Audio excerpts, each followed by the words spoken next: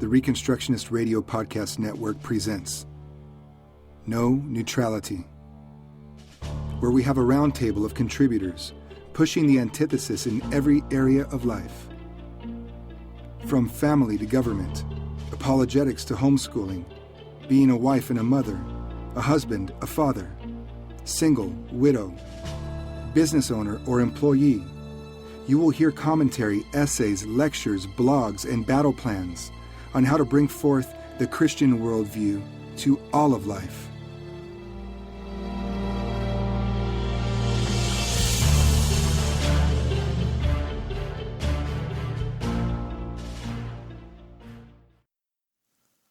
The title of this article is God, the Only Ground of Freedom, or Why Secular Libertarianism is a Bust, by Gordon Runyon. It's 2015. There has been an undeniable surge in interest in the political philosophy known as Libertarianism. Congressman Ron Paul of Texas, with his recent bids for the White House, can take some credit for this. His brand of libertarian thinking managed to create a groundswell of excitement among young voters who might otherwise have sat on the sidelines. The reaction from within evangelical churches has been interesting, if not well-informed. Celebrity pastors have uttered cryptic warnings to their own young people. Libertarianism is libertine. Libertarianism is codified atheism. Libertarianism is an abandonment of biblical morality, and etc. Better by far to stick with the GOP and its election time half-hearted stammering about morality, followed by its own brand of codified atheism and abandonment of biblical principles. It must nonetheless be admitted that modern libertarianism is dominated by atheistic thinkers. No doubt many rank-and-file adherents are unbelievers as well. Several of the classic writers associated with libertarianism, from Rothbard to Hayek to Bastiat to Silva and Mises and on up to Ayn Rand and Milton Friedman, were not Christian in their beliefs. This has contributed to the notion that libertarianism is an atheistic phenomenon. This widespread notion has caused detractors to wonder out loud whether or not a Christian version of libertarianism is even possible. We won't bother to answer that question here. Instead, we will go a step beyond that and assert that there is no basis for libertarianism apart from Christianity. Secular libertarianism is the real oxymoron. As I have shown in my book, Resistance to Tyrants, it is only Christianity, with its special revelation, a full Bible breathed out by the one living God, that is capable of supplying the philosophical and moral foundations that will allow human freedom to weather the storms and remain standing. Christianity is the basis for genuine libertarianism. Atheistic libertarianism is the contradiction. It only ever gets anything right by stumbling into a biblical principle now and again. It is the proverbial blind squirrel that manages to accidentally find a few nuts. And let's give credit where it is due. Murray Rothbard and those like him in the list above have done some really good work in terms of thinking things through. The blind squirrels who are at least looking for nuts and rejoicing when they find them have been wiser than generations of Christians who, having been handed buckets full of acorns in the scriptures, sniffed their wrinkled noses at them and went off chasing shiny things. With all due respect, then, and even with a great deal of gratitude, this article will show why secular or atheistic libertarianism is doomed to inconsistency from the get-go. It cannot secure true liberty. It cannot even offer a defense of individual rights, which is supposed to be the whole point of it. You cannot build a fortress on beach sand, and you cannot defend freedom from the ramparts of human opinion either. Atheism can provide no secure defense for liberty, precisely because it cannot provide a secure defense for any thought in particular. Here is how C.S. Lewis explained this, quote, "Supposing there was no intelligence behind the universe, no creative mind, in that case nobody designed my brain for the purpose of thinking. It is merely that when the atoms inside my skull happen for physical or chemical reasons to arrange themselves in a certain way. This gives me, as a byproduct, the sensation I call thought. But if so, how can I trust my own thinking to be true? It's like upsetting a milk jug and hoping that the way it splashes itself will give you a map of London. But if I can't trust my own thinking, of course I can't trust the arguments leading to atheism, and therefore have no reason to be an atheist or anything else. Unless I believe in God, I cannot believe in thought, so I can never use thought to disbelieve in God." Unquote. Given atheism and materialistic naturalism, as popularly expressed in evolution theory, both the reader and the writer of these lines are nothing more than accidental conglomerations of chemicals. Sure, we're happy it turned out this way, we're not complaining, but even that happiness we have about the current outcome of all the universal randomness, the happy feeling itself, is nothing but a chemical release caused by several other chemicals bouncing off of circumstances and stimuli. Change those latter constituents a little bit, and our happy feeling becomes a sad one, just as meaningless. Every thought in every human brain is the bioelectrical result of other chemical processes. How can such things be meaningful at all? To borrow an illustration from contrarian author Douglas Wilson, given evolution, two humans arguing about anything at all can be compared to two cans of warm soda popped open and set next to each other on the table. One doesn't like the way the bubbles are fizzing in the other. It's doing it wrong. The other one says, "No, you're the one fizzing wrong." How ridiculous, right? They're both only fizzing, releasing bursts of carbon dioxide in random fashion. The fizzing just is. It's stupid to assign any meaning to it, one way or the other.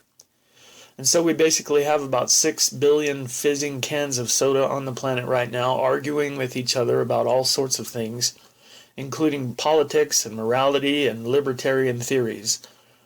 Some recent atheist apologists have even suggested that we fizz the way we do because we cannot do otherwise. Every thought in our head is a hardwired result of all the other things that have ever happened to us, both in terms of external stimuli and internal chemistry. Forget free will. The whole concept is a bust. There is no will at all, free or otherwise. There is only the chemistry. Things fizz, man. Given man as a bag of chemicals and his thoughts as basically involuntary electric sparks, why should libertarianism be given any more of a hearing than, say, communism or fascism? Communism, after all, is an officially atheistic theory of government, just like Hayek's brand of libertarianism. They're not really all that different, at least in terms of their beginnings. Both are founded on the notion that the smartest of the fizzing bubble bags among us can fizz in such a way as to get it all figured out. Neither one can stomach a belief in absolute truth, especially if, horrors, that truth has a name. In direct opposition to all of this, Christianity believes in ultimate, absolute, unchanging truth. We even know his name. He is Jesus of Nazareth, the creator and sustainer and judge of all things. We are not randomly formed, purposeless accidents of a universe full of stuff colliding chaotically. We were made in the image of God, for the privileged purpose of bringing glory to Him. We were created with the capacity to know things that are really true. Maybe not the whole truth, at least not in this world, but the truth we know is really real. As Cornelius Van Til taught, we can know some things reliably because God knows all things exhaustively. Some things are right and some things are wrong. In the atheist world, and therefore in the secular libertarians world, right and wrong are meaningless categories fizzed up out of nowhere. Let's shift for a moment from political theory to science. The secular scientist is a walking contradiction. She goes to work, throws on her lab coat, and does what she will do, having simply assumed some things that her own worldview will not allow her to account for. She assumes that her senses, her powers of observation are basically reliable. She assumes they will tell her the truth, the what? About what she's observing. She assumes she lives in an orderly universe that follows its own rules with a fastidiousness that rivals the nuns who taught her in grade school. Otherwise, what would be the use of testing and investigation? She thinks she can know things. She doesn't think she's merely fizzing. She believes that the truth of a thing can be found out through processes that involve rational, logical thought, with the caveat that she won't believe in anything apart from testing and solid evidence.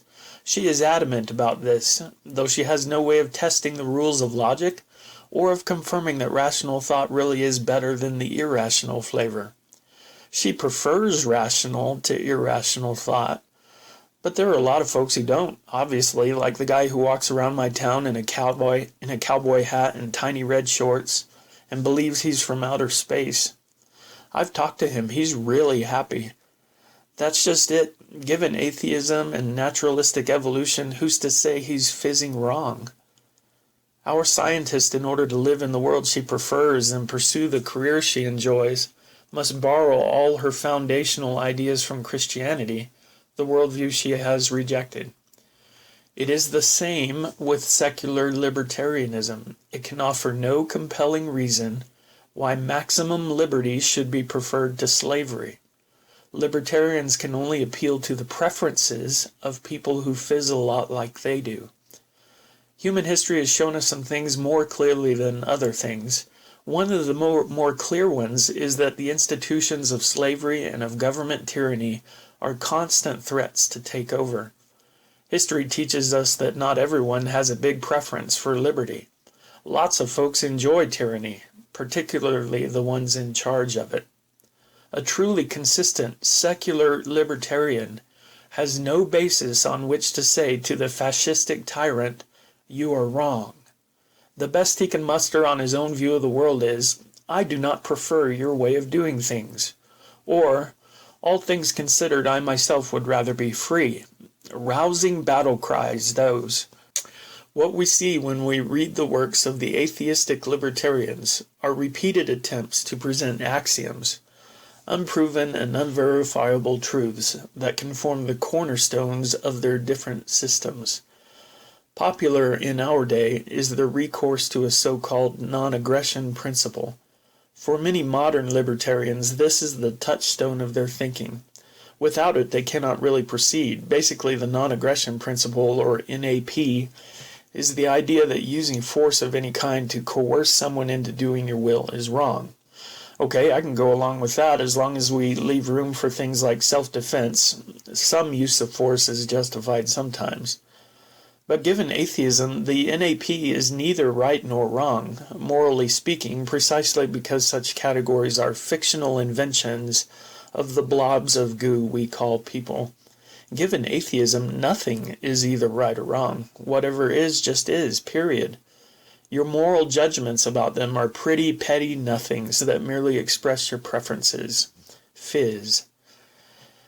For an atheist to plead for governments to follow the NAP makes as much sense as if he was to explain to a fire why it ought not burn his house down because of the NAP. The fire won't care about the NAP. It's a force of nature. But assuming atheism is correct, everything is merely a force of nature. Some forces are dominant and some get dominated. The law of the jungle trumps the NAP. Survival of the fittest. It's not wrong, it just is. Another popular attempt at proposing an axiom that could ground libertarianism was Murray Rothbard's brand of utilitarianism. He proposed that free markets and minimum government should be the rule because they work. They get the job done, so to speak, in terms of providing maximum wealth and happiness to the maximum number of people. Again, I have no problem agreeing that they do work this way. In fact, I strongly wish we'd all give it a try and see what happens. But the issue is again that libertarianism only works if we agree that the goal is maximum wealth and happiness for most people. Lots of people and entire cultures throughout history, in fact, have not agreed with this. Some have reacted violently to the notion. Islam is one stark example. Many cultures value other things like a sense of community over the accumulation of wealth. Who's to say they're wrong about that? Well, not the atheist. He can only prefer one thing over the other and try to persuade people to fizz like he does.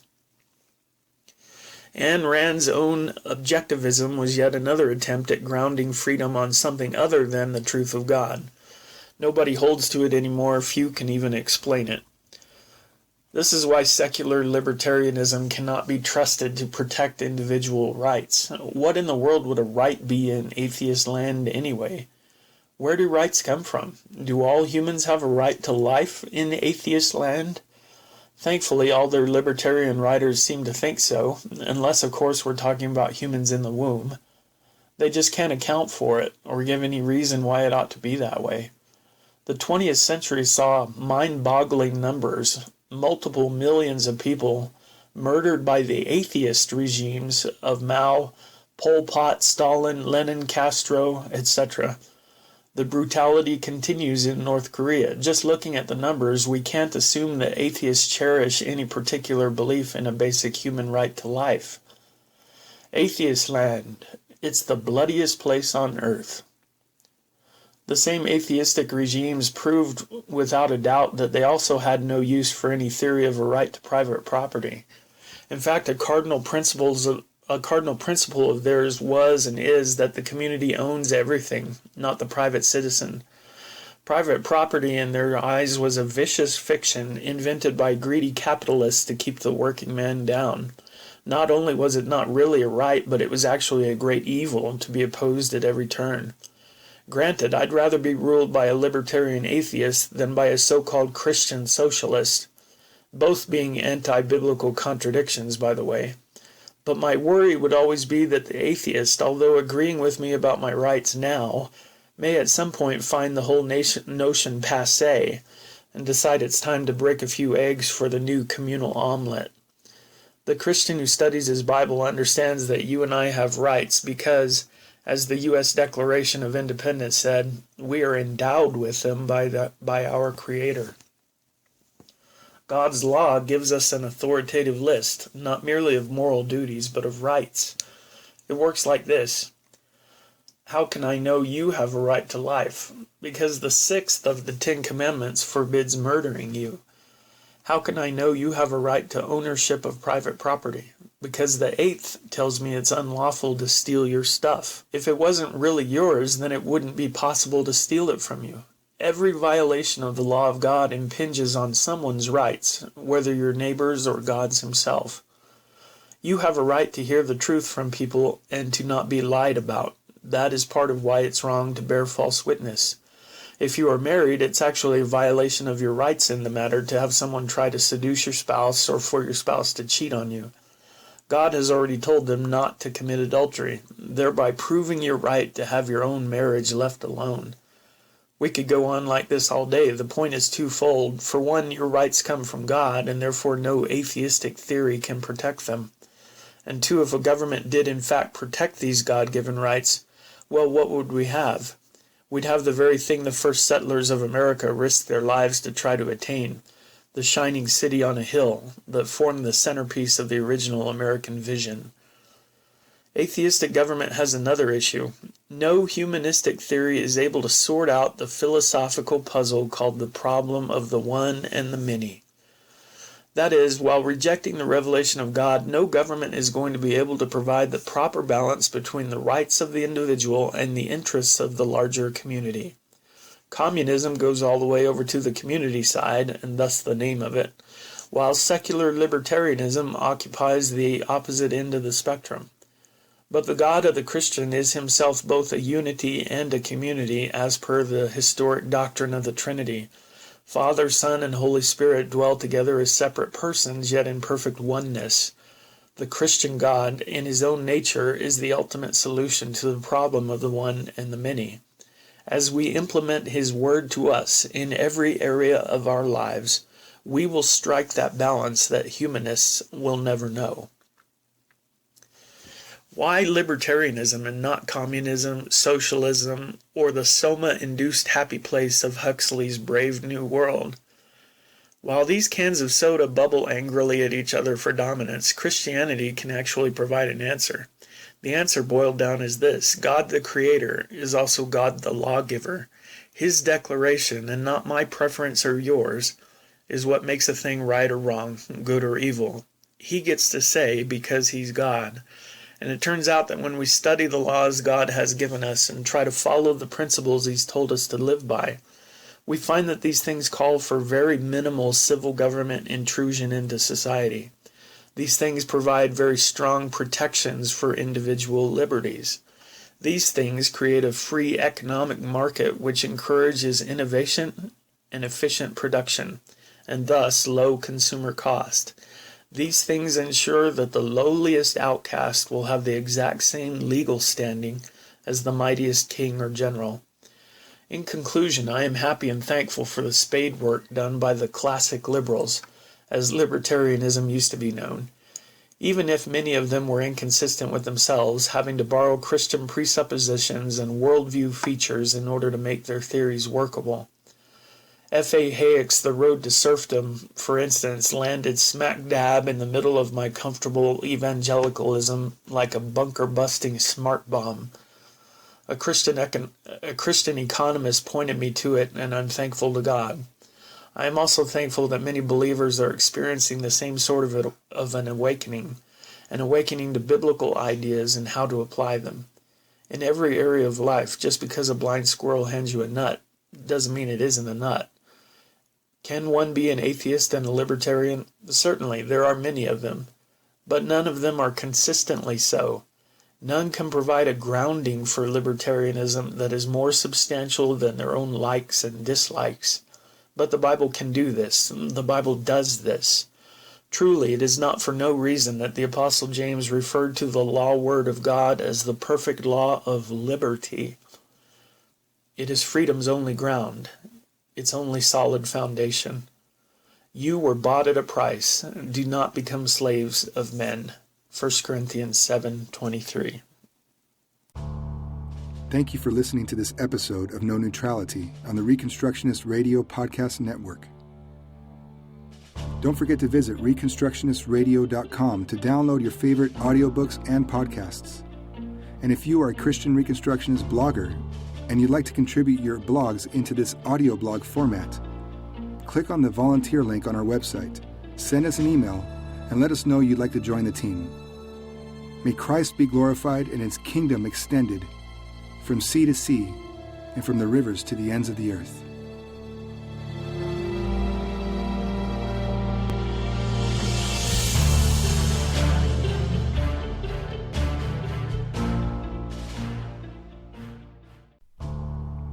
The Reconstructionist Radio Podcast Network brings to you a complete lineup of podcasts where you will hear practical and tactical theology.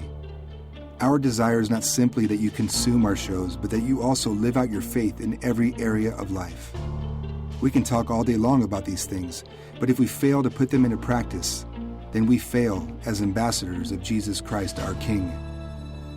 Subscribe now to your favorite Reconstructionist Radio Podcast Network shows, or you can subscribe to the Reconstructionist Radio Master Feed, where all of the content we produce, including the audiobooks and audio articles, will pop up as soon as they are available. And don't forget to visit reconstructionistradio.com to volunteer as a narrator or to partner with this ministry financially. May the Holy Spirit stir you into action for Christ and His kingdom.